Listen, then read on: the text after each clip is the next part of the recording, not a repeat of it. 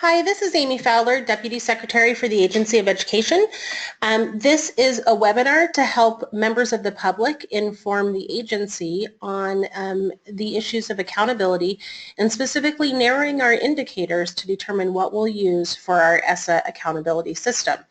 This presentation was originally presented at the CFP conference on March 29th, but members of the public who view this presentation and would like to complete a survey are invited to also provide information. We've previously presented in the overview section the timeline for the state plan. To restate, it is our intention to submit a plan by the end of this year for public review so that we can have that available to school systems before summer vacation in 2017. We have over 40 decision points that we need to make, and they all fall into one of four buckets. Our focus today is on accountability. And when we make decisions, we have four key things that we keep in mind. First, does this support equity and serving the needs of our most vulnerable students? Second, does it create alignment between ESSA and the EQR system, the EQS standards? Is it efficient and something that we can use that does not create undue burdens, fiscal or human resources-wise? And finally, is it possible? Today, we'll be focusing on whether or not it's aligned, and whether or not it's efficient. The input that you give today through a stakeholder survey will be brought to the accountability team, and that will inform the work of the state plan management team. Our focus is on alignment and efficiency, and I'm going to move a bit more slowly now that we're getting into the details of the presentation. So to start with, I think it's important for members of the public to know that prior to ESSA's reauthorization, the state had adopted the education quality standards in 2014, and that described what a well-rounded education is in Vermont. It involves 5 key ideas. First, that we promote the academic achievement of all students in a wide variety of content areas.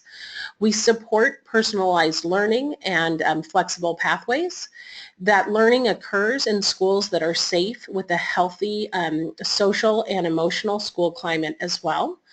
They have high quality staffing, both in terms of teachers, paraeducators, support staff, and leadership. And this is all done in the most financially efficient manner.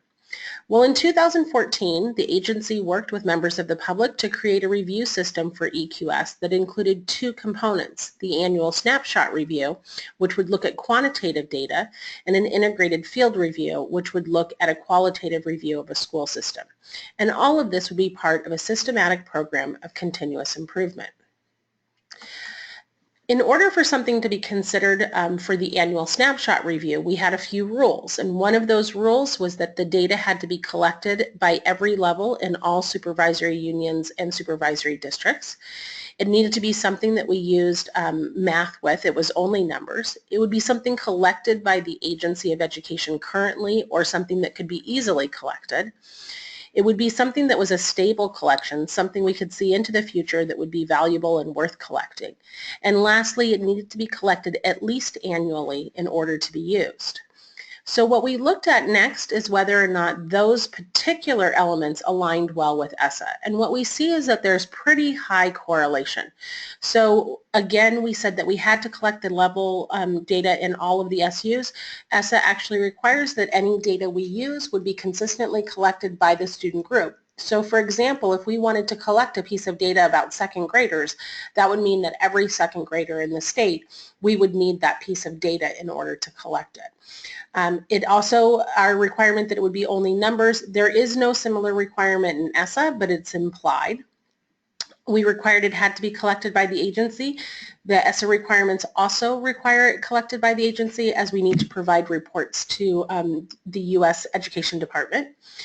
We wanted a stable collection, something that would be foreseeable into the future. As it turns out, ESSA has a list of required measures that we'll talk about in statute as well. And we had said at least an annual collection, and ESSA also says an annual collection. So we can see that there's fairly good alignment between the work we already did and what ESSA requires. So what did we do? Well, we sat down at the beginning and we had members of the public, over 50 members contributed in these summits to identify what measures we could have. At the time, there were over 500 measures that were put forward. Those 500 measures were then taken by the agency. We compared them to our available resources and the data sources that we have access to. And we said, based on these resources, what can we reasonably do? At this point, we've narrowed to approximately 150 indicators to consider for inclusion into our evaluation system. But as we think about this and the notion of efficiency, 150 indicators is a lot to think about. Do all of those belong in our accountability system? And that's where we're turning to members of the public to ask for your opinion for how to define a quality school. A few things before we start whittling down that list that are important to remember. You must measure the same things that were in No Child Left Behind. That means we must measure reading language arts in 3rd through 8th grade. We must measure mathematics in 3rd through 8th grade. We must measure science at least 3 different times, once in elementary school, once in middle school, once in high school. We could change the grade levels, but we must measure them at least once. We must measure in high school grades 9 through 12, 1 English language arts assessment and 1 math assessment, but the year in which we do it is up to us.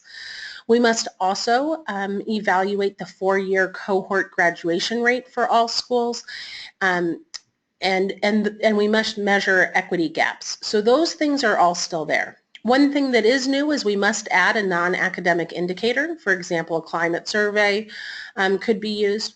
And we are encouraged to use as many indicators as will help define a well-rounded education for the state of Vermont. So our focus today in the survey that you will be asking is to give input on what measures are good for 2 different purposes. One is accountability. Accountability is an indicator that is used to evaluate the quality of schooling. That is different than reporting. Reporting is information that is publicly shared by the agency's website, but it isn't used to evaluate the quality of a school. These are 2 different purposes, accountability and reporting. What you won't do today is give input on weights for accountability indicators or give input on how those accountability indicators are combined or even how schools will be identified for support. So today is really about saying how can we move from the 150 some odd indicators to a smaller list. In order to do that, there's posted on the web page a spreadsheet that you can look at that can help you understand how items are grouped. I'm going to go over that verbally here so that you're able to understand it before you fill out the survey. So in the first few columns, what you'll see is that you have some descriptions of the overall grouping of the measures. So in this case, the 2 measures we're looking at both describe academics, they both describe career and college readiness, and they come from college. So these are all sources of data, these 2 items that describe something that happens when students are in college. It's broad information first and then more specific. The next column that you'll see over is titled Measure. And this is a specific way of measuring the topic, and it's most often a calculation. So for example, the first item we see here says the percent of 4-year cohort grads in college 18 months later. So a student graduates in June, 18 months later, are they in college? And what percent of those students are in college? This gets at the idea of persistence. The second indicator that's listed, the second measure, is the percent of 4-year cohort grads in college next year. So the students graduated in June, what percent of them are in college the very next year? This is a specific way to measure enrollment patterns. So again, it starts first with this overall category, and then it looks at a specific way to measure. The next column is really important for knowing how this information either is or is not required. So in this column under status, you're going to see 1 of 4 different codes. If it says ESSA, that means that the federal law requires us to use that indicator in accountability. So that's a requirement. If you see report, R-E-P-T, that means that ESSA requires us to report the results. So we'll have to show it publicly. We're not going to have a choice to say so or not. But we don't have to necessarily use it in accountability. We can if we want to, but we don't have to.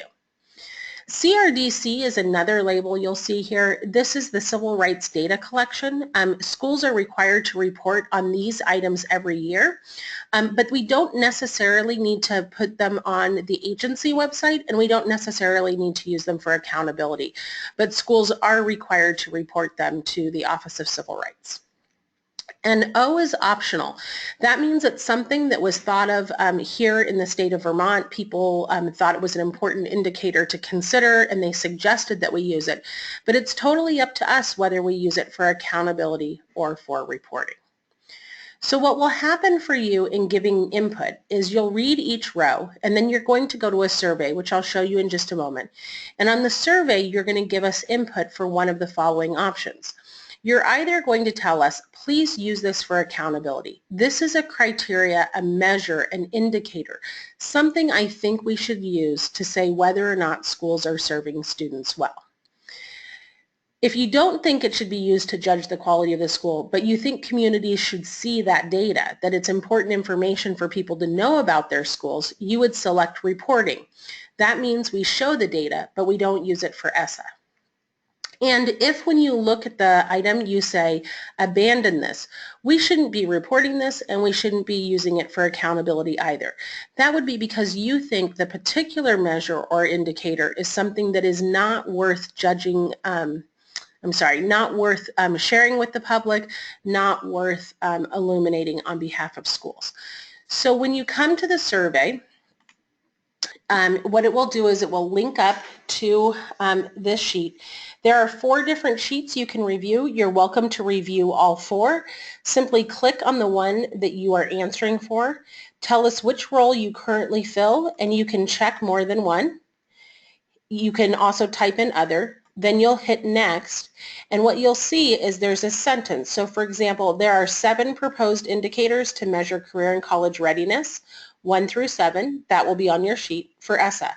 What do you think should be abandoned, reported, or used for accountability? So if you think the percent of 4-year grads in college next year should be used for accountability, you would click in this box.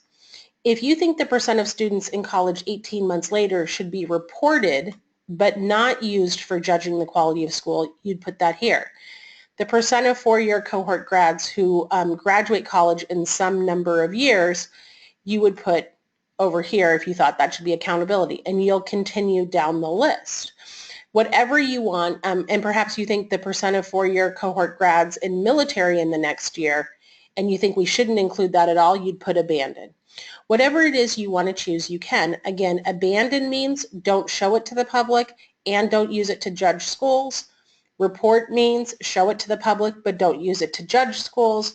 And accountability means this is something you should both report and judge schools by. So I thank you for your time and look forward to getting your feedback. Have a nice day.